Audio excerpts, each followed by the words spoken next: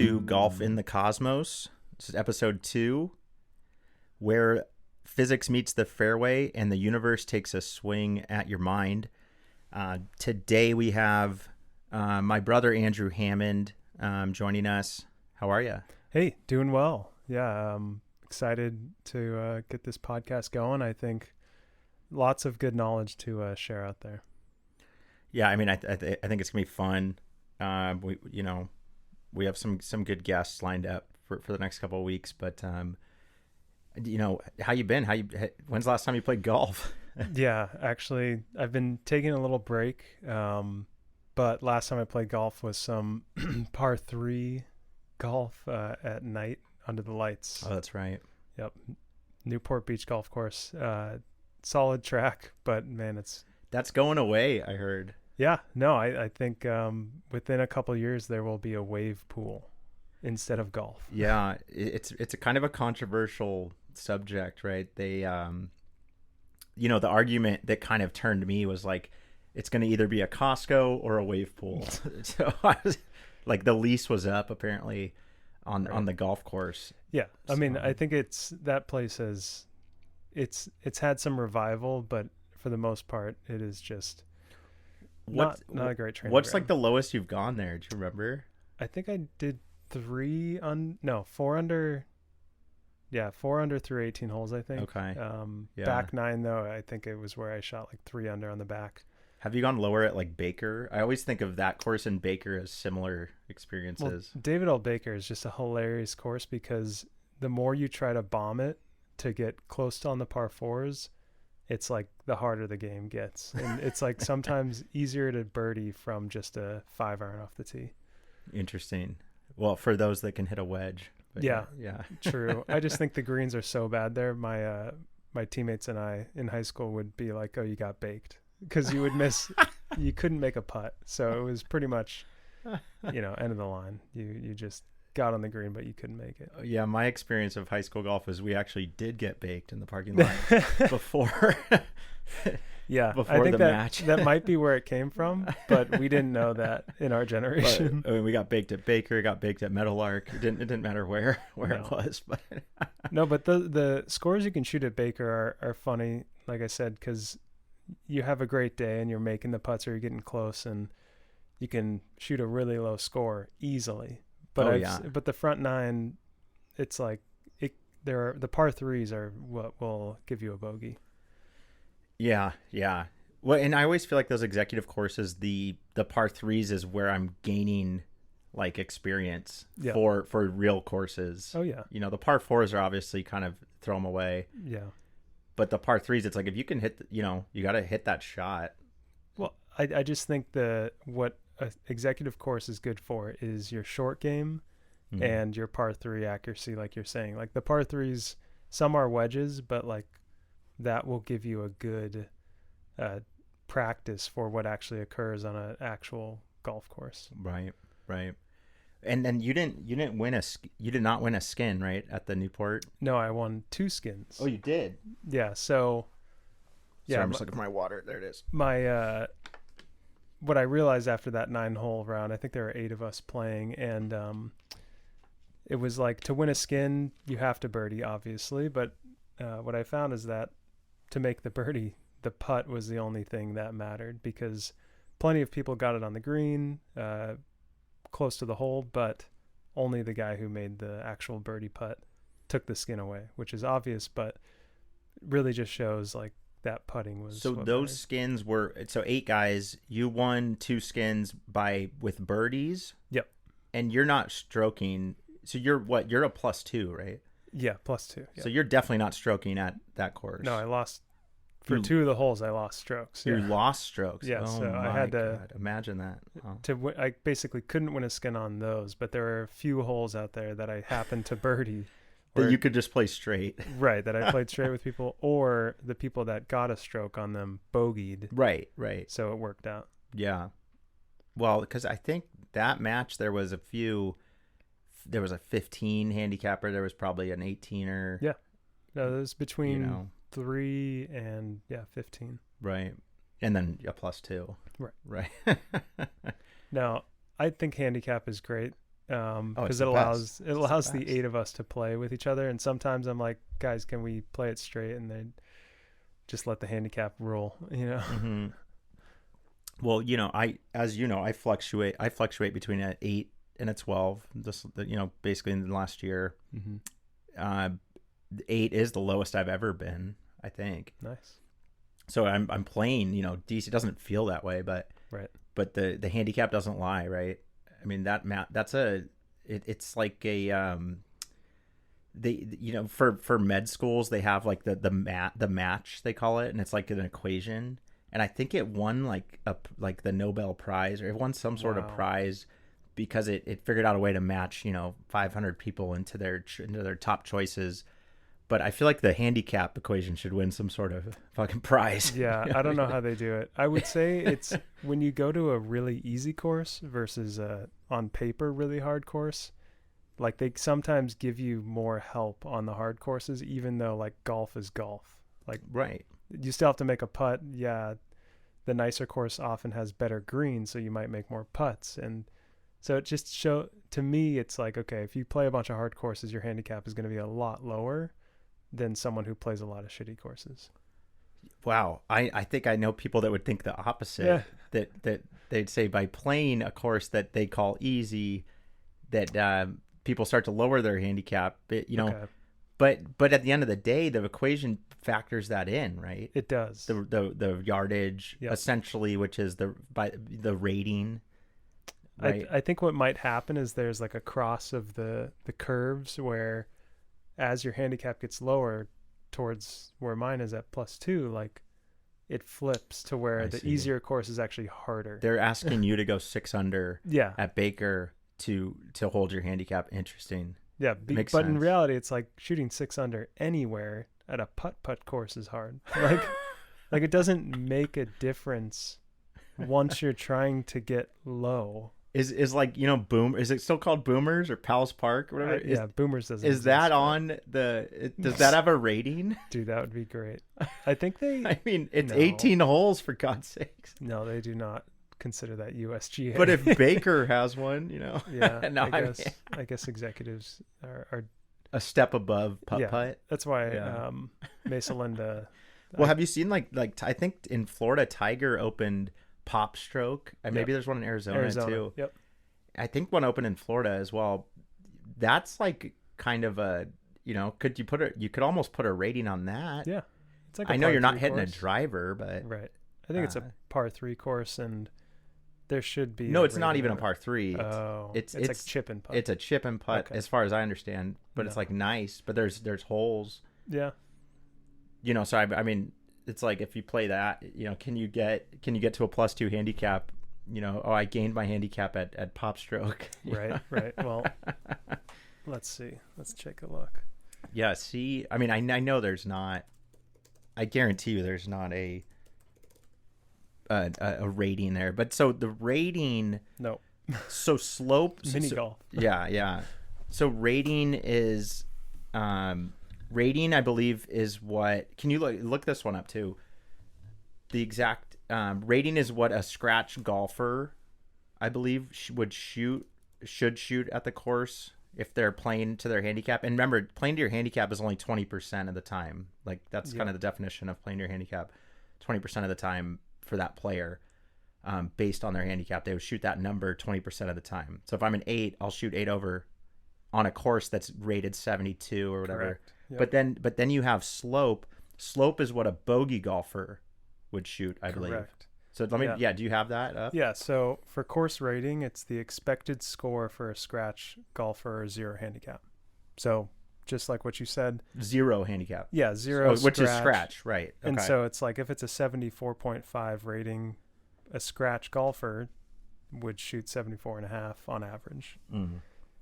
For 20% of their rounds or something like that. But yeah, that's what I wonder. Does that factor in that 20% thing? I don't think it would. Probably not. Because that's after the handicap gets applied. Yeah. Then that's when you can. The handicap is on 20% of your golf rounds. Right. Okay, so the slope rating is the relative difficulty of the course for a bogey golfer compared to a scratch golfer. See, that's what always interests me is slope, because, well, at least for me, I'm more of like a bogey golfer. and you'll see like a 140 slope, and you'll see like there's all these lakes to clear Right. or something. It's like things that you could do pretty simply. Right. And I'm like, and me and like my buddy, a couple of my buddies were like, oh God, like, Yeah, that's too far. and we need to draw it. Right. It's like, and there's a lake, like, and you need to carry, Yeah. 240. Yeah, it's like you know. the biggest difference between the scratch and 10 handicap player is pretty much the consistency of performance. Like a 10, I think on the grin it's called the differential or something, where like it tells you how far up or down could you possibly go, or do you tend to go. And so I guarantee you, if we looked at a 10 handicap, the differential is much bigger than a 0 handicap, because it's basically saying the consistency of a 0 has to be there to maintain that handicap. But the 10 handicap, there doesn't need to be as much consistency to be a 10, which is why more people are there. Right. I mean, I feel like more like it comes down to my putting, like, Yeah. but yeah, I mean, I'm sure that's probably true from a consistency standpoint. I mean, there is some, thinking back to, I played Tustin Ranch yesterday, and there's like a short par 4, and I'm going to hit 4-iron, and I just kind of pull it left behind a palm tree. Mm-hmm. That next shot hits the palm tree and goes into the cosmos. Like, the guy's trying to help me find it, because you just hear it hit the palm tree, and I saw it, and I was like, I can go to the right of that. Boom, goes right at it. And then it's like, and I'm playing an orange golf ball. It's like, where is it? I mean, I'm doing like a full, mind sweep of the whole course, and I just can't find it at all. So I go back to the original spot. I need to, and I drop a white ball, and I kind of punch it through, leads to an 8, and I was on a good round. So it's like, but thinking back, maybe why did I hit 4-iron thinking that I could do that? I know you can do that, but if I just went 5 wood and maybe just had that little slice, it probably would have been in an open spot. Like, I could have gone 230, 240 with a different club that was more consistent. Yeah, this is on a par 5. No, it's a short par 4. Oh, off the tee. Okay. Yeah. I see. So you're trying to pinch something in there. It's such a short par 4. It's that one that doglegs left. It's like a heavy dogleg left. Yep. I know exactly. There's a par 3 after it. Yeah. And it's like, you kind of want to be. I think for me, it's hard to see when you see a dogleg. You so often want to cut corners, but sometimes it's so much better to be further away. I feel like doglegs take that that idea of, if it's a straight hole, sure, be a wedge away. Yeah. But if it's a dogleg, can you be a wedge away? Or like, how perfect of a shot do you have to hit? Yeah, my belief on doglegs is, if it fits your shot shape and you have the club that, with the shot shape fits along that thing, if you drew that arc, it kind of rolls down the other fairway, go for it. But like a great hole, Mesa Linda number 3, my shot shape, I have to slice it to get it to go around that right angle. It's a very much straight and then right. So I've literally, every time I play that hole now, I go 4 or 5-iron straight.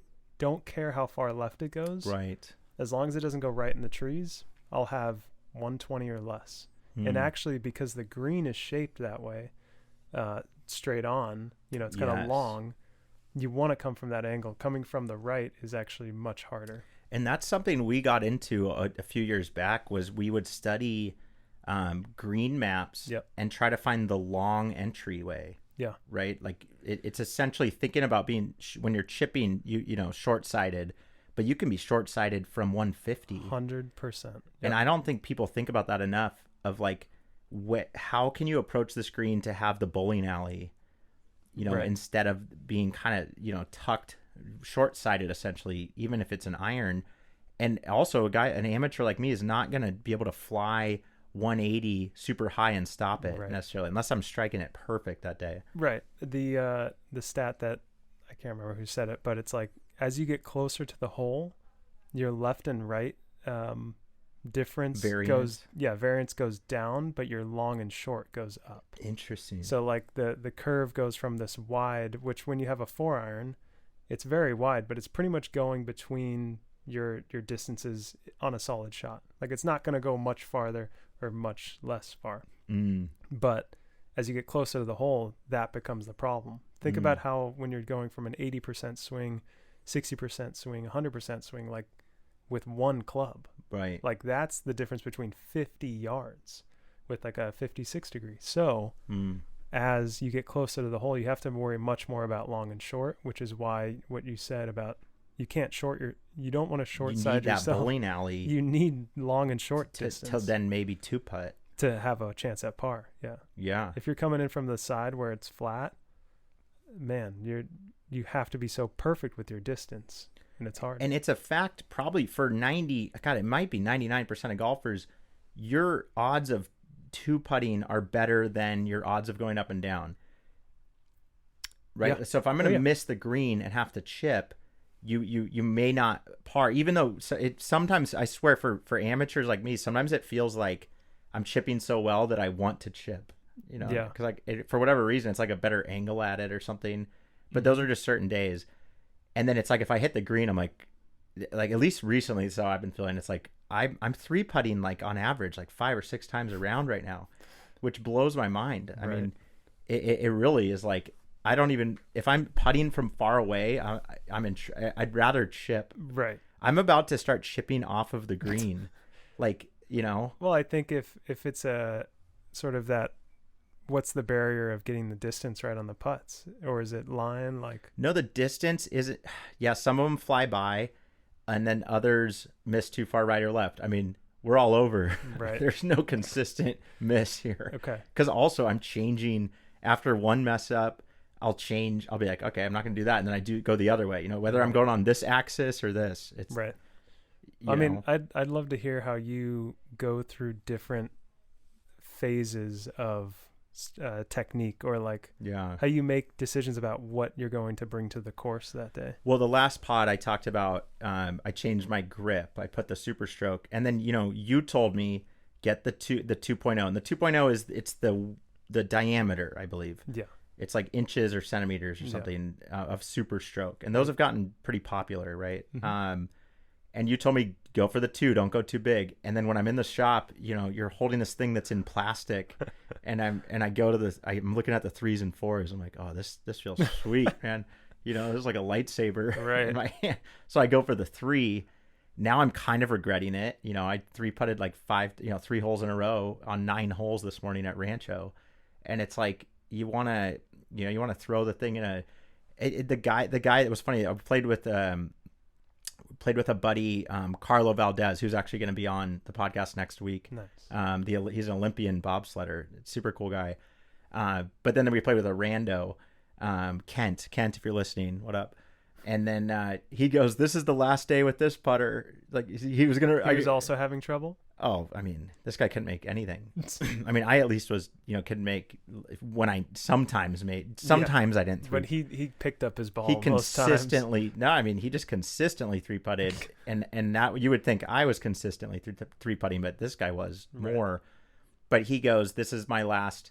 This is the last day with this putter," and he treated it as like, saying goodbye to a girlfriend and getting a new one, And I was like, oh, so it's retiring, huh? Like, so he was, and then it gets me thinking how bad amateurs are at putting.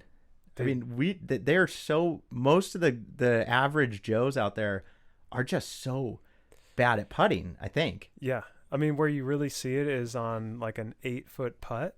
You see them hit this thing short. Or you just see like it not even have a chance. And it's hard to put into words like why it didn't have a chance, but I guarantee most of the time it's because they're hitting it too soft and it's not driving into the hole. Then for me, I call it intention. It's like, did that putt have the intention of going in? And often it's very much tied to the mental approach to their putt. And they're thinking either too stagnant and not with the target in mind, or they simply are not even thinking about how hard they're going to need to hit this to get it anywhere near the hole. And if you see it go way by, they were fully disconnected from the target. Like they weren't even thinking about making it. But so do you sometimes aim for a dot that's in front of the hole that's like not at the hole? Yeah. So the way I visualize, which I think is visualization is the key to success. But I need more. Oh, it's like, coming. Because you could say visualization, but so you know. I look at the back of the cup. So what I do is very consistent pre-shot routine, which is another key. But on my last look at the hole, I look at the back of the cup and I find a blade of grass, a piece of dirt. Not every hole is perfect and painted like the pros, but even those you can find a speck of something to see. And the key is just seeing it and noticing it, being like, okay, that blade of grass is pointed that way. That's the back of the hole that I'm going in. And as I look back to the ball, all I'm really thinking of is that detail on the cup. And it forces me to be building that picture from the cup back to me. And then as I'm hitting the putt, I'm visualizing that back of the hole. And then once I hit it, I mean, that's a whole nother story once the ball's rolling. But that's really but what I'm what saying. if it is, if I feel like if I do that, I'll slam it like what if it's kind of downhill or like just slightly downhill? Well, okay, I would say how do you get speed if you're always just picking the blade of grass on the back of the cup? Well, the back of the cup is to support the idea of this ball wants to go in the hole. Okay. Like it's that. With the pace, that's done in the pre-shot routine, the reading of the putt. Like it's in my head. Say it's a swinger, a big right to left. Are you Yeah. still looking at a grass behind the hole? Yeah. Because you're thinking this is where it does need to end. Yeah, if I want to make it. If it's not really makeable, then yeah, it's a little different because I would say I'm looking somewhere on the apex of that curve. Like, okay, there's a dot on the green. So thinking back to when, the times that I have putted well, I used to go up to the hole and look at kind of where I want my next putt from and then kind of aim for that spot. Yep. And then what's funny is then sometimes it goes in. Right. Like, and so, but then if it doesn't, you're like so happy, and it kind of gets to that, trying to have that recurring positive, right, reinforcement. But I think, today looking back, it's like I tried to make every single putt. Yeah. Didn't matter how long or short it was. Yeah. And then the worst is like if it's for bogey, you have to make it, and it's like bam, and it's like you're now doubling because it's like. Well, you might even triple at that point. Well, yeah. So I get if it's for par. If it's for par is really where you're going. This is where I can save my round and get my handicap back down. So when it comes to score, do you think thinking about the score is valuable at all while you're playing? Because I think we all do it, especially as the round comes to an end and maybe you're playing against buddies. Well, you're like, how do I get my score there? And you either are competitive and turn it on and try to make stuff, or you quit. Like there's two options. Yeah, no, I mean, I think what you're saying is that the pre-shot routine and the strategy shouldn't change if it's for an 8 or a 4 or a 2, Or and the only thing that changes is in my head is whether it's a green, yellow, or a red light. And with putting, there's the same situation as from the approach. Like you can add that value to the thing before you approach it. You go, or as you're kind of looking at it, you go, is this green? And it goes, oh yeah, it's green. Now you go be aggressive. And what green means is different to different people based on the their green strengths. Light you're talking about. Yeah, the green light. Yeah. I just feel like if I have a green light, then it flies by. That's fine. But the reason it's a green light is because past the hole is flat. Because guess what? You can make a 6-footer.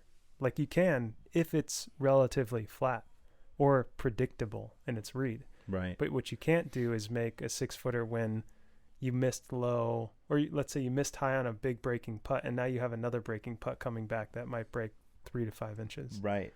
Like that's a yellow light or red, in my opinion. I just feel like I need to start doing reverse psychology. Like my putting's so fucked that I need to reverse psychology so much to go, you don't birdie, Kevin. Right. You don't get birdies.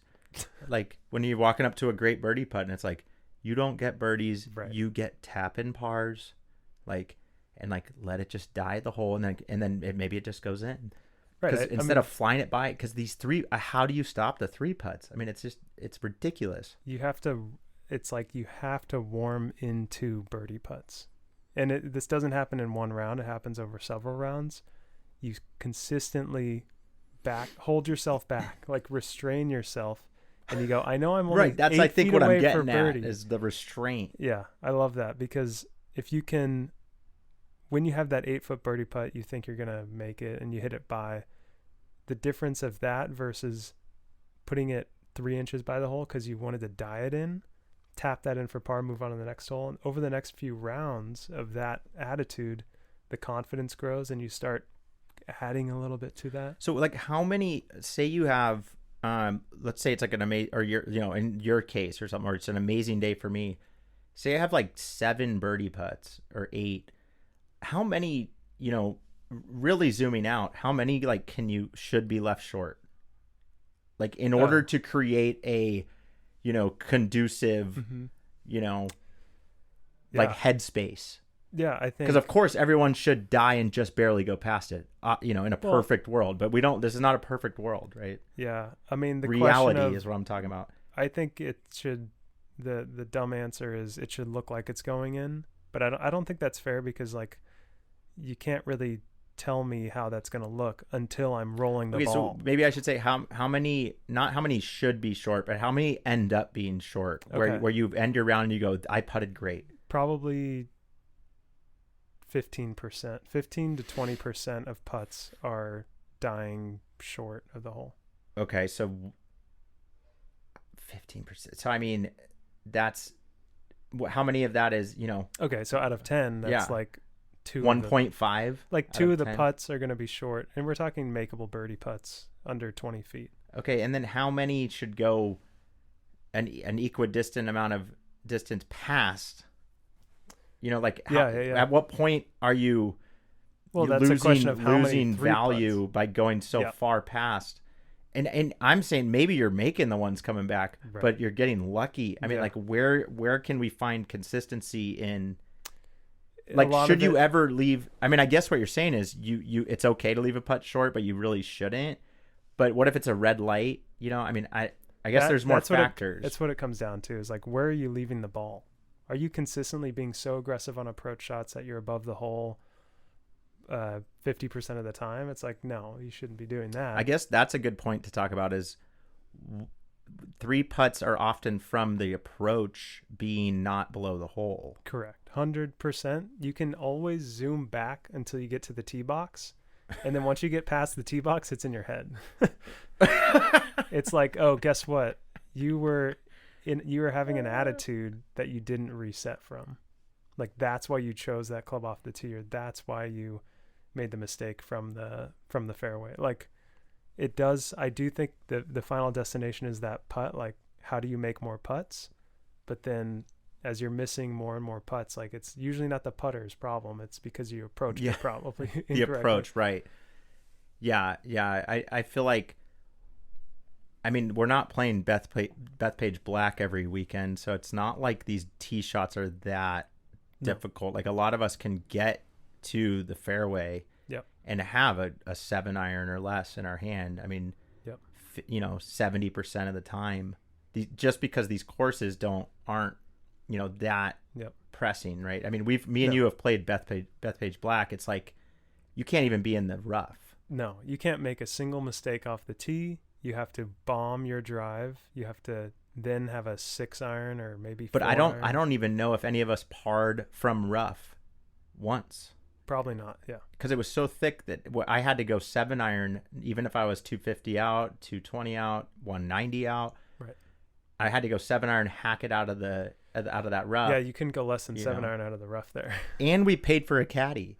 Yeah. I mean, we did the whole thing. We got the caddy, and it's not like, if you hit the rough, there's nothing that guy can tell you. Like, what's he gonna say? He's gonna hand you your 7-iron. Right. He's gonna. But the funny thing is, it takes 7 holes to figure out that you're supposed to hit 7-iron, because you keep trying. You go, no, I do this at home. I can go 190 if give me the 5-iron, and you just can't get it out of that rough. No, because the way the club's designed and the blades of grass get in the way, it doesn't cut. Yeah, you have to have something that's flat enough to cut through the blades, because if it's too tall, it like pushes the blades. So I know a golfer that has beat me a lot consistently in the past when he really played a lot. Then his clubs got stolen out of the back of his car, and that kind of ruined his games. It ruined the what he was on. But he would be short of every single hole, like no GIRs, and he would beat me because most holes have a funnel zone in the front. I would say 90%, maybe 95% of the holes designed and on Earth have like a funnel zone in the front, and maybe that's just like for like certain reasons of like that's how the grass grows. Yeah. But it seems like if you're short, most of the time you're below the hole, and then he just got really good at that little chip up. Yeah. And would take care of business from there. But it seems like on the right, left, and back, when we're all getting the wrong yardage, playing the wrong yardage or something. Well, my theory is that imagine you're a course designer, an architect, right? And you have this sheet of paper that's a rectangle. It's tall. And you're drawing your hole, right? And you draw your fairway, you draw your bunkers, draw your trees, maybe some hills here and there. Then you get to the green, you go, okay, I'm at the end of this paper, right? Like I'm at the end of the paper. I'm drawing the green, and guess what? I have to draw it big so we understand the undulation. And guess what? There's no room on the left and right or the back of the paper to design anything. And this is I'm just thinking for like a basic golf course. You're drawing this and the paper literally ends. So can you imagine someone hitting a ball outside the paper? What's going to happen there? Nothing that was thought of. But guess what? Short of the green was thought of. They drew the fairway connecting to the green. You mean because it's kind of part of the face that he's drawing? Yeah. It's he drew inside. Yeah. He has to draw, or he or she has to draw up to the green. And so they designed that beginning of the green, but they don't really design past it for most courses, or to the left very much or to the right very much. Right. So because they don't draw anything there, you shouldn't really put a ball there unless the pin, specific circumstances. That's a good point. That's kind of why. Well, and that's why, like some certain holes, you could putt the ball to the hole from the fairway. Sometimes I shoot a score on a hole and I go, I could have hit putter the whole time. It's like roll the damn thing, because when you start getting air and spin, well, spin, people think it's backspin, but it's like the reason a ball curves is because there's side spin. And once you start curving the ball, you start going left and right, and it's like. And that's what the pros have. The TrackMan stuff tracks that, right? Yeah. On a shot. Yeah, you can see the side spin and stuff. So then they're kind of knowing like this thing's goners, or this is gonna be kind of where I aimed. Yeah, they can feel it as well, which is just what happens when you hit a bunch of balls. But when they're practicing, especially their wedge game, they're getting spin rates and really understanding when they hit this club off this lie, they can see what's going to happen. Right. Yeah, my buddy just got like the poor man's TrackMan, like the Rapsodo in his garage. Yeah. He set it up. He actually wants us to record at his sim for an episode. I'm like, well, we can try that. I don't know how good the lighting is in the garage, but I don't know, I don't think it gets the same stats as as a TrackMan. No, there's a reason those are 6,000 or whatever they are. Like 10,000. There's like cameras and sensors in there that cost $100 each. Like well on episode 1 I talked a little bit about like I for some reason my algorithm was giving me like these guys that were like, follow my journey, I'm gonna go to scratch, and they actually just kind of picked up a golf club that day, and they're like filming themselves, and they're spending probably tons of money. That's hilarious. And their wife is like supporting them or whatever. Like my wife doesn't even support me doing this. And this is just like 1 hour a week, but we'll see. But they're like actually going all the time. And guys like that, I feel like would buy a TrackMan. Right. I mean, they're going all in on, I want to get to scratch, follow my journey. And is the TrackMan going to bring them to scratch? Not at all. No, God, no. Just because you have side spin and what RPMs it is? No, this game is probably the one of the deeper rabbit holes you can get into. That's well said. I would say every sport gets to that point. But it was funny. I was watching the post game of the World Series win, and the head coach or the manager of the Dodgers was like, "This is the best game ever," and I'm like, man, everybody says that about the sport they love, Oh, which yeah. makes sense. But like Yeah. the way he said it was the same way someone says it about golf. Like, this is the Yeah. most genius thing ever. I just don't know if I have seen YouTube videos or channels that get a lot of views. Yeah. They're obviously like making money off ads. Yeah. To a degree, about I'm gonna play baseball. No. Watch me become an MLB player, and I'm gonna start today. It's because the And they're solo just getting, sport. like in the batting cage or something. Like, You're so right. That would be hilarious. I mean, I purely believe that's because golf you can play alone. Like, because you can go out there alone, follow the rules. Like, the rules are your guide in this game. Yeah. And because one person can go play a course with not a single person watching and follow the rules and then get good enough to maybe go win a tournament, Right. is the only reason it's popular like that.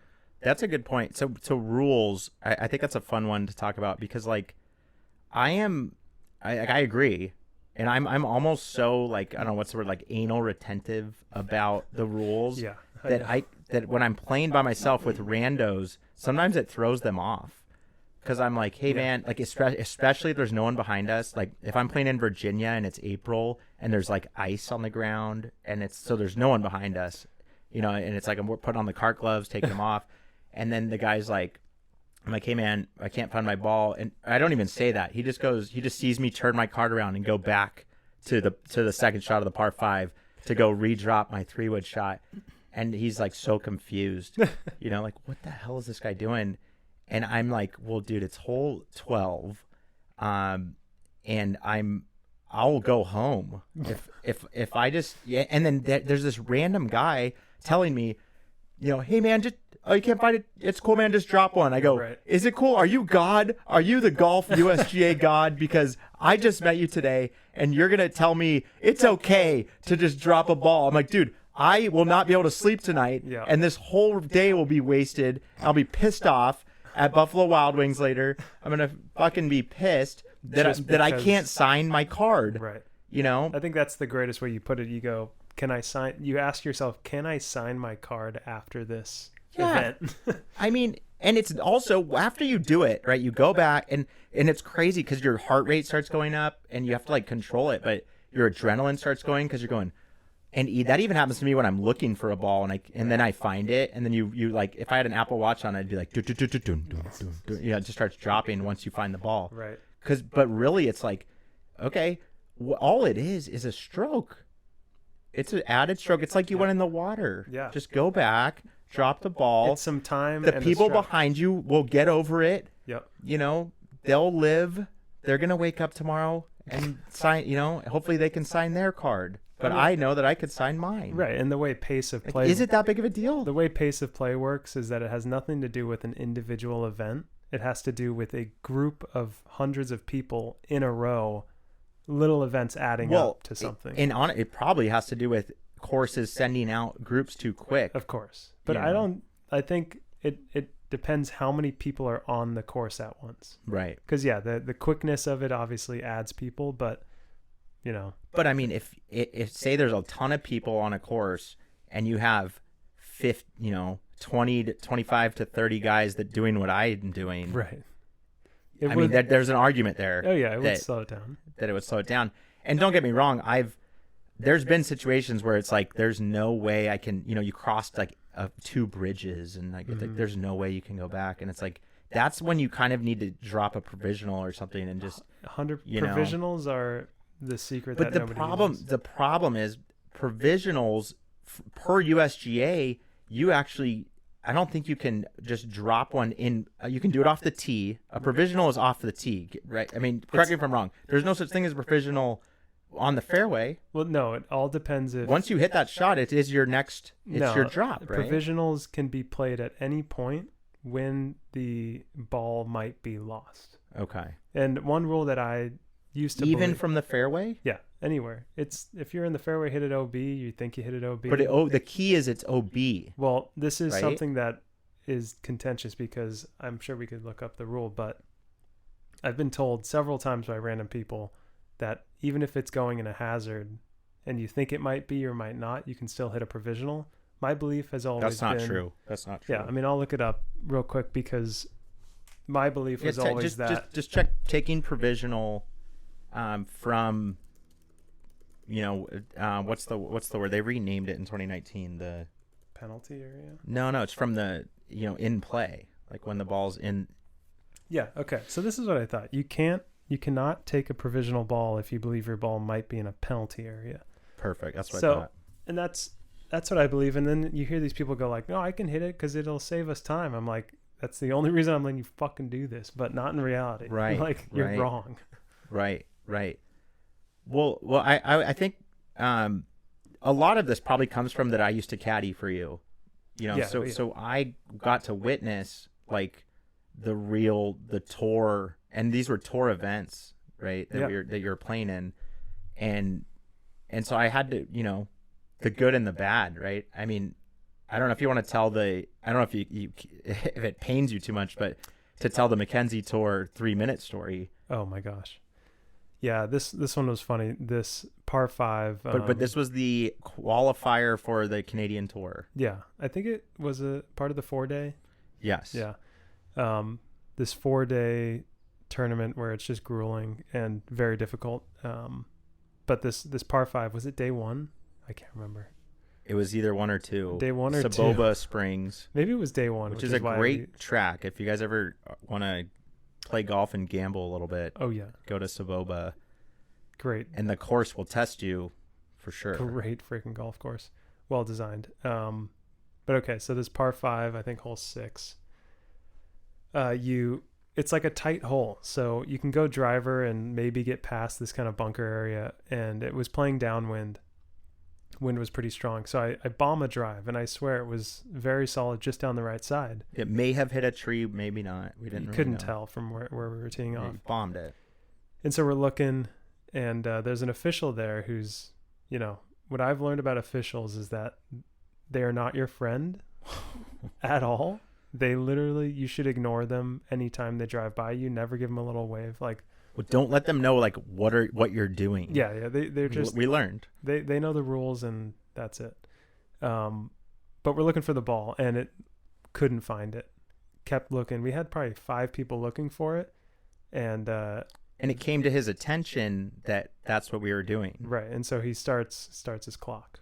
Essentially. Right? And I think it's just in his head, or maybe he glanced at a clock or something, but literally goes, all right, your time's up. And we're like... And it's like, did he start that while we were walking? And does he count that as we were looking? And also when you are walking, you kind of are looking, but like, there's really no like official... This isn't like MLB where the clock's behind... there's no official clock, and that's how it is even when there's no official around. It's like somebody checks their phone, and in 3 minutes, if you don't find the ball, you have to go retee. And it's kind of all arguable to a degree, but then if an official is there, you're kind of screwed when he decides to say it. Right. Because like fucked. With the group, it's like, let's just be respectful, like until we can't find it. But like, there's no OB. It was just sitting somewhere we couldn't see. Well, no, what ended up happening was it was actually another 20 yards in front of where we were looking. It was deeper than the we wind thought. took it. So you actually had like a full-on eagle chance. Yeah, it was in a great spot, and we just couldn't see it because it was in the rough. Yeah. And because the official was there, the 3 minutes happened, and that was hard to swallow. I mean, that I don't even think I caddied the next day. Yeah. And that partially was due to that situation, because you kind of can blame me by not watching it well enough and going, no, it's further. Yeah. I mean, it's just... that's golf, but I think that's why we try to play USGA rules when we're playing recreationally, because it just like preps that. you for crap like that, which actually happens. And people, it did happen. What happens to so many people? We play this USAM tour, and you find so many people who don't play by the rules, who you can tell never play by the rules. Oh yeah. And so when they get to the tournament, they're like, "How do I do this?" I'm like, "Have you ever taken a drop before?" So the most interesting part about golf rules to me is using the rules to your advantage is not cheating. Right. So I had a guy in USAM Tour, he accidentally hit it while doing a practice swing.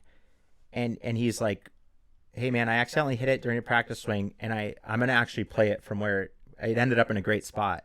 And I go, well, now you just kind of screwed yourself, because if you hit it on if it was a practice swing, you have to replace it and take a stroke. So he's putting it back in a bush, and then that tour has a rule where you can play 2 balls out, right, and then go ask about the rule later. And it's like, I knew this rule for sure. I'm like, if it was a practice swing, you put it back to where it was and you take a stroke. Yeah. And that's one where I didn't know it was a practice swing.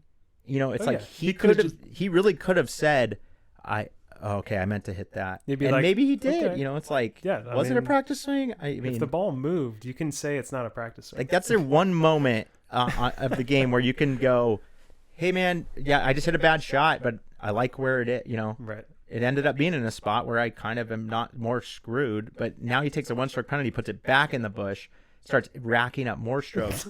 And he's arguing, but it was a practice swing. I shouldn't have to do that. I'm like, dude, that's what's screwing you, is that you're saying that it was a practice swing. So like, the information you're giving me, I'm just trying to help you, but because I'm just trying to give you the ruling. You have to replace it. So it's like he could have just walked to his other ball and be like, that was my shot, and then moved on. I wouldn't have known. No, nobody would have cared either. There's a self-policing aspect. And that's kind of where the game, you can use the rules. When I say use the rules to your advantage, it's not cheating. It's going, well, it'd be better if this was why that happened. So I'm going to, that's my answer to what, Now, if he hit it twice or did something extra, then that. Well, no, I mean, that's totally different. But it's literally like, if it really ended up in a better spot, he could have said it wasn't a practice swing. Right. And I mean, who's going to really push you on that? Yep. Honestly. So. Yeah, I mean, rules are funny. You got to follow them, or else you can't send the card. Yeah. Hey, man, cheers, man. Thanks for being on episode 2. And cheers. Yeah. Running out of daylight. Yeah, it's a nice day out there. I know they're gonna see the light. I know we almost need to change the exposure on it. Yeah. But no, it's all good. So I have this handicap bet going that I lower my handicap. I think it's to anywhere between a 5 and a 6 by May, like during the month of May next year. And it's like a $500 bet. Like, so it's okay. And the argument, because I've been going through some mental stuff of like where I've been really thinking well, like, this whole, they call me like Cosmos Hammond, I mean, sometimes I'm out there just in the cosmos completely and just firing, I think it's just about getting the putter to work now, but the shot, I mean, it's really, so, well, can you lower, what's the most you've seen kind of a handicap? I've been playing since I was 13. Actually change? Yeah, and I'm 36 now. So like, is that a crazy idea? I mean, I know I know you're going to say I need to practice more. Yeah. I mean, maybe putting. And then also, what are your thoughts on like swing aids or like putting aids? Right. I know it's a big business. Yeah. I think. Is it a scam or not? Well, it's an initially positive thing that you can use to get it's all about getting your mind to think differently than how it is now. And by mind, I mean your mind-body connection. Because if you're trying to apply the same thing and same strategies you're using now, you simply won't lower that handicap. But if you accept that, hey, I need to make a step change in how I approach one part of the game or multiple parts, whether that's by technique or preparation or, how you behave around certain events. If you accept that you will need to make a big change in one of those areas, you will lower the handicap. But if you expect that if I just keep digging at the same mine, you literally won't get more than a couple strokes. Yeah. No, I mean, it'll be interesting as this podcast goes on, because we'll get closer and closer to May, and people can kind of track. I'm at an 8.5 right now, but that bet converts if I can get between 5 and 6 by May. Yeah. So I mean, I like where it's at. The amount of 3 putts I'm getting, I feel like that means I'm doing everything else right. because I'm still shooting like not But that what you'll high of a find is score. that as you start putting better, the other parts of the game will Well, that's become more apparent where the mistakes are. Because right now the scores are going up because of putting, but the second you remove that, the scores will be going up because of something else. Because this game is constantly going lower. right. I experience the same thing where Yeah. sometimes it's one part of the game, sometimes it's other parts. Right. But at the end of the day, it's all of them. This game's about peaking at the right time. So. Yeah. Let's get into like cross training a little bit. I know you do what you've been doing Pilates a lot. Yoga recently. and Pilates, yeah. It's How many times a week do you think? I think 2 times in Pilates and 1 time yoga. Would love to do 2 of each a week. And that's like a lot of core strength, right? Pure yoga is incredibly good for your flexibleness, whatever. Flexibility. Yeah, flexibility, sorry. But the Pilates, what I found is that it's incredible for your core, and you don't necessarily need to balance. So it's not like this balancing sense of core and centering, but it's much more just pure muscle mass in the main engine of your body. Got it. And also your legs. It's really good for that. Yeah. What are your thoughts on like other sport like surfing or something? I know you go back and forth on. Yeah, I surf and skateboard, and they both, the fact that you're moving, like golf is so stationary that you never experience that motion balance, which is sometimes automatic, like riding a bike, right? You don't think about balancing when you're riding a bike, but if you're standing in a yoga pose on one foot, you're thinking about balancing. So like there's that stationary balancing, but then there's the motion balancing. Yeah. And I think you do need both. And so I love surfing and skateboarding for that sense of grounding and control with your feet. Yeah. Yeah. Right. But I mean, the cross training, it's essential to be doing something while golfing, but the best way to get good at golf is just playing a shit ton of golf. Like that's the worst part about it, I'd say, is that it's just putting in the hours of golf. No, but I know, I mean, we did that tournament up in Bend, Oregon. You know, it was 4 days, basically 5 days in a row, counting practice rounds. And I feel like you guys did really good, but I kind of got on a bad swing habit / maybe swing thoughts. Right.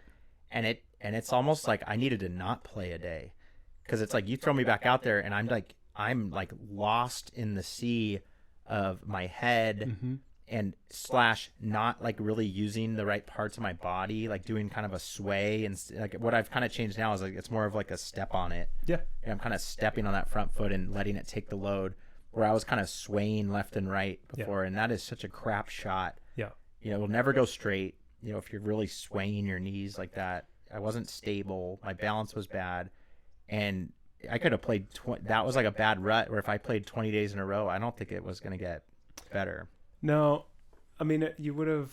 That's where I'm talking about that change. Like you actually have to accept that something significant has to change, or else you will keep trying the same thing over and over, and it doesn't tend to work. And stepping away from the game does support that, because you can not only reset the body but the mind. Yeah. Well, let's talk about physics a little more.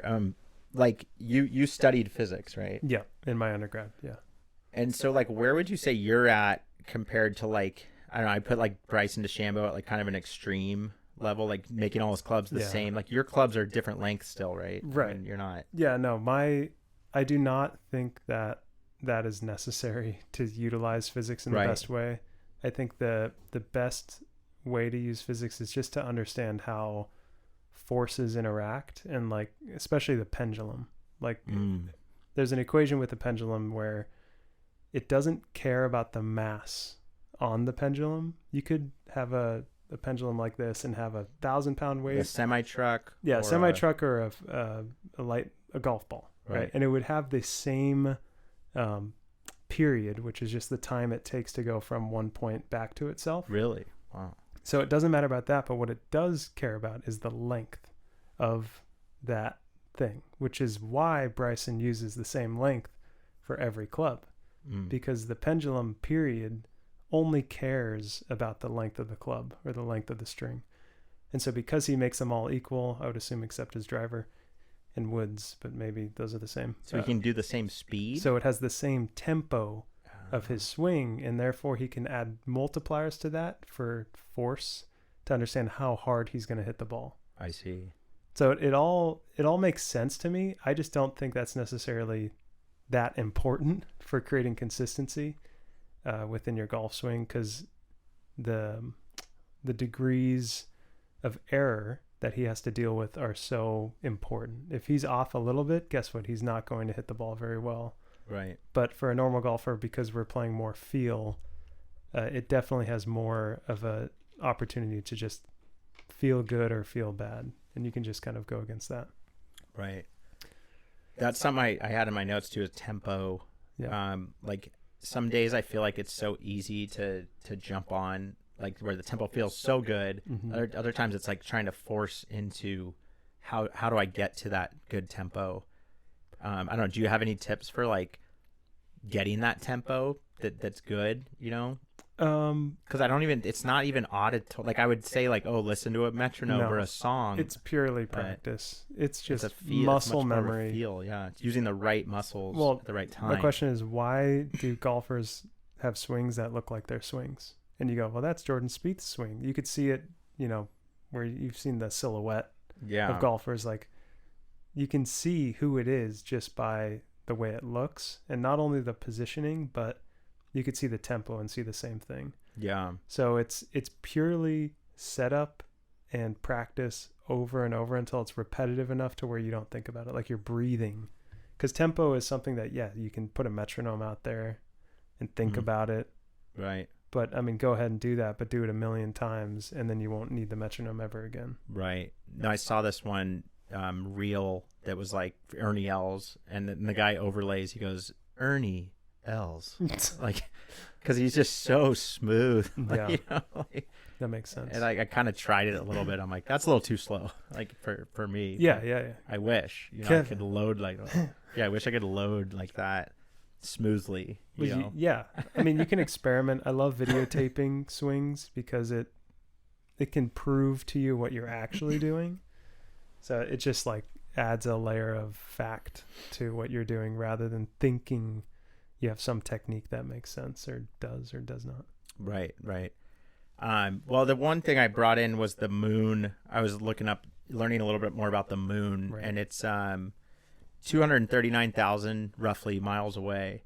So it's 10 times, if you go, the last episode I talked a little bit about going around the earth. And so it's 10 times going around the earth. That's it. It's not that far, the moon. And it's actually moving a few inches further from us every year. Wow. And also, if we didn't have the tides, it controls the tides enough where basically life wouldn't be stable on Earth without the oceans being, tidal. Right. Because they would just be nuts. It would just be like you wouldn't be able to really like build a city anywhere because it wouldn't be predictable. Right. So the moon kind of controls the ocean stuff. So, well, I'd love to hear how you think about how that like applies to the ball falling in the hole. Well, that one's a little, yeah.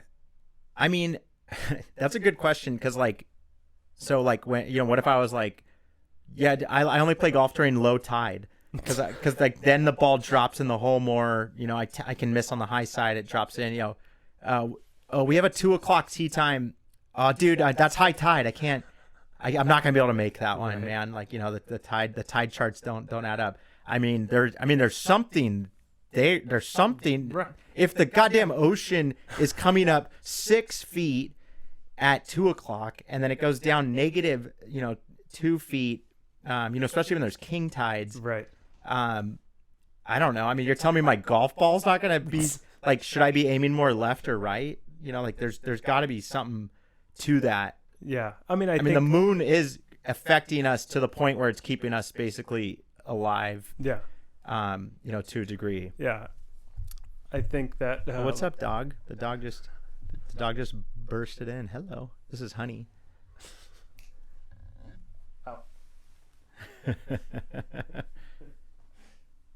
What's up, honey? That's funny. You can be on the next episode, honey. Yeah. But how is it not affecting? I mean, the ball. I mean, I don't. If it's affecting the ocean. Well, what I do think. I mean, you're the physics. Astrology people who are into astrology, they would say it definitely affects your psyche and your body. I'm not like that. Like what month you were born in and stuff like that. I mean, I get it. The stars are in a certain direction, but that to me is a little more. A little too hippie for me. Like, no offense to people that they understand that, but like I'm trying to get at like physics more. Like when there's high tide, does my putt slightly go, have more pull down? Does my speed change slightly? I mean, that's what I'm getting at. I would say mathematically, the mathematical numbers most likely change at a negligible rate compared to the mass of the ball. But what is negligible to you? What is negligible? Right. It may not be to me. Yeah. No, I'd love to see. But and then what that gets at is like the cognitive dissonance. Yeah. A little bit. Well, it's like why? Maybe if I can blame the tides, then I'll go into the next hole. Yeah. In a better state of mind, because, I think with this we've been talking a lot about as if this is all like skill. Right. Based on physical ability, you work out, you do this, but I think what the way I've brought my handicap down to an 8, I haven't been practicing more. I've just been thinking more. Yeah. Well, you've been accepting more of the results that occur, and if that's being done through the acceptance of the cosmos, attributing or contributing to the results that happen, and letting you move on quicker from a bad thing or even a good thing, right, then it's valuable. Yeah, and I feel like every player, especially maybe tour players, and that's why I'm excited in the future to maybe get, like a tour player on here. Yeah. To really pick their brain on like how, what's your way? What do you use as an archetype in your brain to get over something? Right.